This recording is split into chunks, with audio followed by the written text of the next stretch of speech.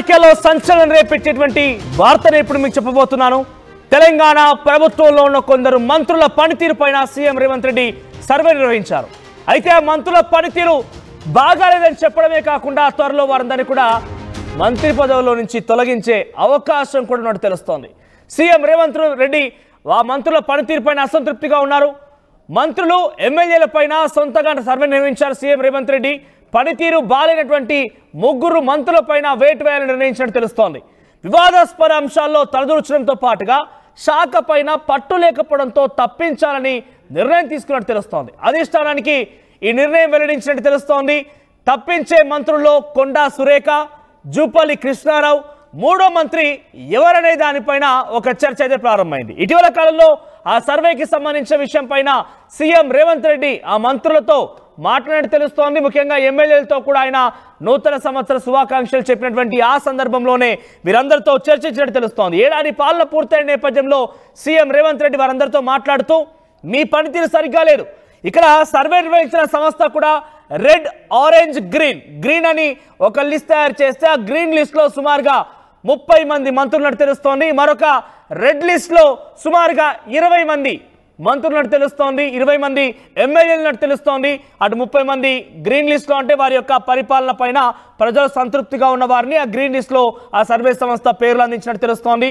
ఇక రెడ్ లిస్ట్లో సుమారుగా మరో 30 మంది, మరో 20 మందిని రెడ్ లిస్ట్లో ఉంచడం, 10 మంది మాత్రమే కొంత ఆరెంజ్ అంటే వారు కొంత సెటరేట్ అవుతున్నారు, వాళ్ళ పనితీరు ఓకే అనిపించే విధంగా ఉంది. ఒక 20 మంది ఎమ్మెల్యేలు అయితే పూర్తిగా రెడ్ లిస్ట్లోకి వెళ్ళిపోయారు, వాళ్ళు చాలా డేంజర్ జోన్ ఉన్నట్టు తెలుస్తోంది. దాంట్లో ఒక 3 మంత్రులు ఉంటే ఆ 3 మంత్రుల్లో కొండా సురేఖ, జూపల్లి కృష్ణారావు, ఇక 3వ మంత్రి ఎవరు దానిపైన చర్చ కొనసాగుతుంది. నేను అప్డేట్స్ తీసుకుంటాను. ఆలోగా ఈ మంత్రుల పనితీరు, ఏడాది పరిపాలన పైన మీకెలా అనిపించింది, మీ అభిప్రాయాన్ని కూడా కామెంట్ రూపంలో తెలియజేసే ప్రయత్నం చేయండి. మా ప్రతినిధి శ్రీధర్ అందుబాటులో ఉన్నారు. శ్రీధర్, ఏంటి ఈ మంత్రుల పనితీరు పైన ముఖ్యమంత్రి రేవంత్ రెడ్డి చాలా అసంతృప్తిగా ఉన్నట్టు తెలుస్తోంది. ఇప్పటికే 2 మంత్రుల పేరు బహిరంగంగా చర్చ కొనసాగుతోంది, కొండా సురేఖ, జూపల్లి కృష్ణారావు అని చెప్పి. 3వ మంత్రి ఎవరు, ముఖ్యంగా ఆ రెడ్ జోన్ లో ఉన్నటువంటి ఎమ్మెల్యేల పనితీరు పైన రేవంత్ రెడ్డి ఎలా సీరియస్ అయ్యారు, వాళ్ళ పనితీరు ఎలా మార్చుకునే అవకాశం ఉంది? ఏమన్నట్టు శాఖల పైన పట్టు, ఒకవైపు ఆ పూర్తి స్థాయిలో ఆ మంత్రుల పనితీరు పైన 3 మంత్రుల పైన ముఖ్యమంత్రి రేవంత్ రెడ్డి అసంతృప్తితో ఉన్నారు. అసంతృప్తితో ఉండడమే కాకుండా వారిపై వేటు వేయాలనే ఆలోచనలో కూడా ఒకవైపు ముఖ్యమంత్రి కూడా దాని పట్ల థింక్ చేస్తున్నట్టు తెలుస్తుంది. ఇదే విషయం పట్ల కూడా మంత్రివర్గ విస్తరణకు సంబంధించి ఇప్పటికే కాంగ్రెస్ లో జోరుగా చర్చలు జరుగుతున్నాయి. దీనికి సంబంధించి హైకమాండ్ వద్ద కొత్త మంత్రులు ఎవరైతే వస్తారో వారికి సంబంధించి ఎక్స్టెన్షన్ లో వారితో పాటు ప్రస్తుతం ఉన్నటువంటి మంత్రుల్లో పనితీరు బాగాలేని, శాఖపై పట్టులేనటువంటి 3 మంత్రుల మీద కూడా చర్యలు తీసుకోవాలని చెప్పి హైకమాండ్ కు రేవంత్ చెప్పేటువంటి ఆలోచనలో ఉన్నట్టు సమాచారం. ఇందులో ప్రధానంగా చూసుకోవచ్చు, ఒకవైపు కాంగ్రెస్ రాష్ట్రంలో అధికారంలోకి వచ్చి ఏడాది అయింది. ఏడాది పాలనలు కూడా ప్రజలకు కాంగ్రెస్ ఇచ్చినటువంటి హామీలు ఏవైతే ఉన్నాయో వాటిని ప్రజల్లోకి కొంత అమలు చేసేటువంటి ప్రయత్నం చేస్తుంది. వాటే కాకుండా వివిధ శాఖలకు కూడా ఉన్నటువంటి మంత్రులు ఆ శాఖల పైన కూడా పూర్తి స్థాయిలో పట్టు సాధించకపోవడం, ఆ శాఖల పైన కూడా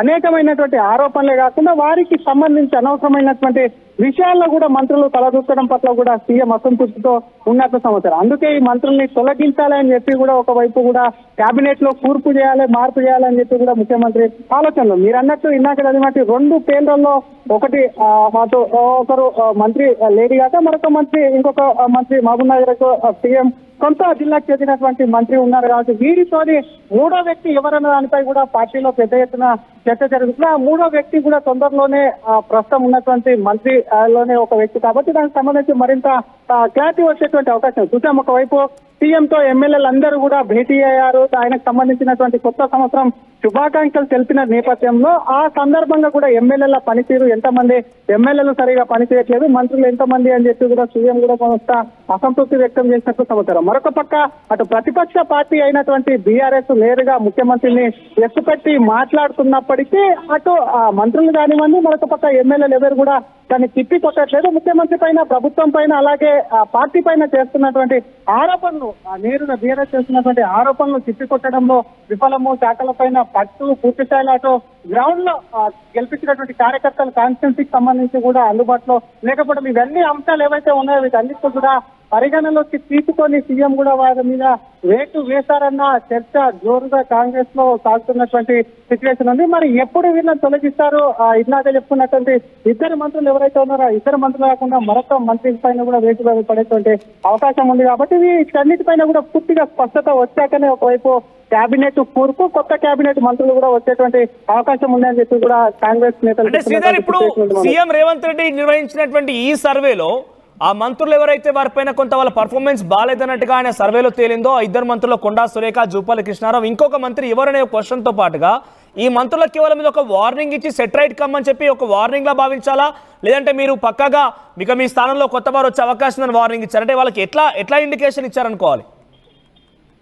డెఫినెట్ గా అనేది ఒక వార్నింగ్ అని అనుకోవచ్చు. ఎందుకంటే పనితీరు బాగా లేదు అని ఎప్పుడైతే బహిర్గతంగా ఆ రిపోర్ట్ కు సంబంధించినటువంటి విషయాన్ని కూడా బయటకు పెట్టారో అప్పుడే కూడా మంత్రులకు సంబంధించి కూడా సెటరైట్ అవ్వాలి అని ఒక హింట్ ఇచ్చినట్టయితే సమాచారం. వాటికి సంబంధించి ఇప్పటికే దీనికి సంబంధించి ఈ రిపోర్ట్ బయట పెట్టి దాదాపుగా 10 రోజులు గడుస్తుంది. మరి ఒకవైపు కేబినెట్ ఎక్స్టెన్షన్ పైన చర్చలు జరుగుతుంటే మరొక వైపు మంత్రులకు చింతిస్తారు. కాబట్టి ఈ మధ్య ఏదైనా సెటరైట్ అయితే మరొకసారి అధిష్టానం కానివ్వండి, ఇటు రాష్ట్ర ప్రభుత్వంలో ఉన్నటువంటి ముఖ్యమంత్రి రేవంత్ రెడ్డి కానివ్వండి, ఒకవేళ సెటరైట్ అయితే ఆ మంత్రులకు ఇప్పటికే వార్నింగ్ ఇచ్చినటువంటి సిచ్యువేషన్ కూడా అంటే దాదాపుగా ఇంటిచ్చారు. కాబట్టి వాళ్ళు ఒకవేళ సెటరైట్ అయితే కూడా కొనసాగించు. ఎందుకంటే మంత్రి పదవిలో ఒకవేళ కూర్పు తీసుకున్న విషయంలో ప్రస్తుతం ఉన్నటువంటి బయటకు వచ్చినటువంటి 2 పేర్లలో మహిళ ఒక బీసీ సామాజిక వర్గానికి చెందినటువంటి నేత కాబట్టి తీస్తే వచ్చేటువంటి ఇబ్బందులు కానివ్వండి, మరొక నేత అటు జూపల్లి కృష్ణారావు గతంలో ఎన్నికల ముందు కూడా పార్టీలో చేరినటువంటి నేత కాబట్టి ఒకవేళ పార్టీ వాళ్ళని మంత్రివర్గం నుంచి తీస్తే జరిగేటువంటి తదుపరి పరిణామాలు ఏవైతే ఉన్నాయో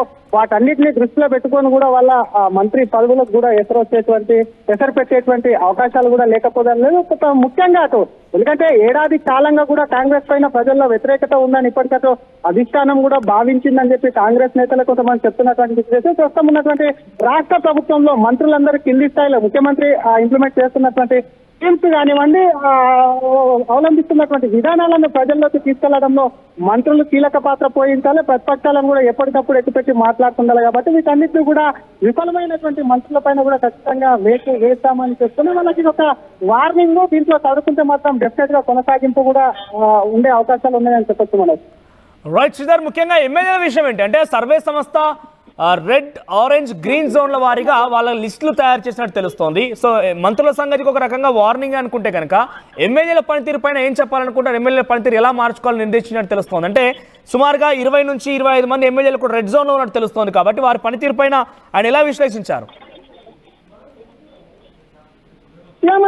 డెఫినెట్ గా ఇచ్చినటువంటి గ్రేడింగ్ ప్రకారం రెడ్ జోన్ లో ఉన్నటువంటి ఎమ్మెల్యేలు ఎవరైతే ఉన్నారో ప్రజలకు అందుబాటులో ఉండాలి, ప్రభుత్వం చేసేటువంటి కార్యక్రమాలు ఏవైతే ఉన్నాయో వాటిని తీసుకెళ్లాలి. ఎందుకంటే అటు బీఆర్ఎస్ వ్యతిరేకత కానివ్వండి, కాంగ్రెస్ అనుకూల పవనాలతో కూడా చాలా మంది కాంగ్రెస్ లో కొత్త మొహాలు కూడా ఒకవైపు ఇటు అసెంబ్లీలో అడుగు పెట్టారు. కాబట్టి ప్రస్తుతం ఉన్నటువంటి సిచ్యువేషన్ లో కేవలం హైదరాబాద్ కానివ్వండి కాన్స్టిట్యున్సీ వదిలేసి ఇక్కడే ఉండడం సరికాదు, ప్రజల్లోకి మరొకసారి ఎందుకంటే అటు కాంగ్రెస్ నేతలే బాహటంగా కాంగ్రెస్ మరొక 10 నుంచి 15 ఏళ్ళు అధికారంలో ఉంటుంది అని చెప్పి కాంగ్రెస్ నేతలు చెప్తున్నారు. ముఖ్యమంత్రి రేవంత్ రెడ్డి ఉంటారు, లేదంటే కాంగ్రెస్ ఖచ్చితంగా అధికారంలో చెప్తున్నటువంటి వేళ ఏదైతే ఈ వ్యతిరేకత ఏదైతే ఉందో లోకల్ గా ఒకవైపు నియోజకవర్గాల్లో ఎమ్మెల్యేల మీద వ్యతిరేకత వస్తే ప్రభుత్వం పైన ఒత్తిడి పెరగడమే కాకుండా ఈ ఒత్తిడితో ప్రజల్లో కూడా వ్యతిరేకతను కూడా అటువైపు పార్టీకి ఓట్లు మార్పు అనేది జరుగుతుంది. కాబట్టి వీటన్నిటిని కూడా సరిచేసుకోమని చెప్పి కూడా ఇప్పటికే రేవంత్ రెడ్డి అన్నట్టు గ్రేడింగ్ సిస్టమ్ కూడా రెడ్ ఆరెంజ్ అట్లా ఇచ్చినటువంటి సిచ్యువేషన్ ఉంది. కాబట్టి ఖచ్చితంగా కూడా ఎమ్మెల్యేల తీరు కూడా మారాలని చెప్పారు. కాబట్టి ఒకవేళ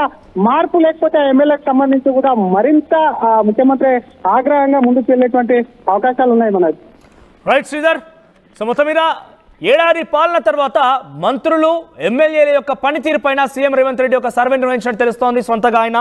సో సర్వేకి సంబంధించి వివరాలు చూస్తే కనుక 3 మంత్రుల పర్ఫార్మెన్స్ చాలా డేంజర్ జోన్ అని తెలుస్తోంది. వాళ్ళ పనితీరు పట్ల అటు ప్రజల్లో కూడా అసంతృప్తి వెలుగక్కుతున్నారు. మంత్రి కొండా సురేఖ, మంత్రి జూపల్లి కృష్ణారావు పైనే పెద్ద ఎత్తున వేటు ఉండే అవకాశం ఉంది, ఒక వార్నింగ్ కూడా ఇచ్చినట్టు తెలుస్తోంది. మరొక మంత్రి కూడా ఉన్నారు, ఆ మంత్రి ఎవరనే దానిపైన కొంత ఉత్కంఠగా చర్చ కొనసాగుతుంది. ఇక ఎమ్మెల్యేల పనితీరు పైన కూడా ఆయన డేంజర్ జోన్ ఉన్నటువంటి ఎమ్మెల్యేని పెద్ద ఎత్తున వార్నింగ్ ఇచ్చి హైదరాబాద్లో ఉంటే కుదరదు, క్షేత్రస్థాయిలో ప్రజలు అందుబాటులో ఉండాల్సిందే అంటూ కూడా ఆయన వార్నింగ్ ఇచ్చినట్టు తెలుస్తోంది. సో మీకేమనిపిస్తోంది ఏడాది పరిపాలన పైన రేవంత్ రెడ్డి ప్రజా ప్రభుత్వం అని చెప్పేటువంటి ఈ ప్రభుత్వం పైన మీ అభిప్రాయం ఏంటి? మీ అభిప్రాయం కూడా కామెంట్ రూపంలో తెలియజేసే పైన ఒక కామెంట్ చేయండి. At the same time me MLA పనితీరు